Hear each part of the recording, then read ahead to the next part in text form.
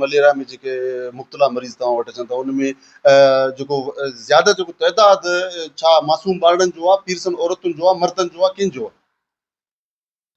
आदम भाई हिन में सॼी एज कैटेगरी अची थी वञे। ॿार बि आहिनि, मोस्टली ॿार आहिनि, उन खां पोइ वॾनि में बि थिए थी, माना इक्वल ई आहे।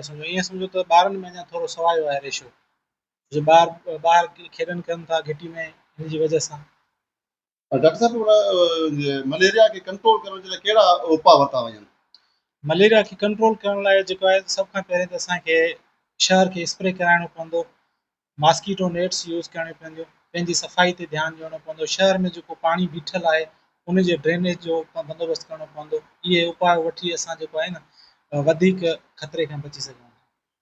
जेकॾहिं इहा इन ते कंट्रोल न थी सघियो मलेरिया ते, त पोइ जेके पेशेंट जेके मरीज़ तव्हां वटि ज़्यादा अची विया त तव्हां वटि एतिरा माना यानी टेस्टिंग जे लाइ या मेडिसन या इंजेक्शन वग़ैरह अवेलेबल आहिनि तव्हां वटि? असां वटि बिल्कुलु टेस्टूं बि मौजूदु आहिनि, मेडिसन मौजूदु आहे, इंजेक्शन मौजूदु आहे। पर जेतिरो ॾिसो न, prevention is better than cure. त पहिरियां असां कोशिशि कयूं त मलेरिया थियण ई न ॾियूं, त थियण खां पोइ आहे ट्रीटमेंट। त प्रिवेंशन में इहा आहे त शहर खे स्प्रे करायो वञे ऐं जेको पाणी वग़ैरह बीठल आहे उन जो निकाल वग़ैरह जो बंदोबस्तु कयो वञे, ऐं प्लस में जेको आहे ॿारनि जी सफ़ाई ते ध्यानु ॾिए।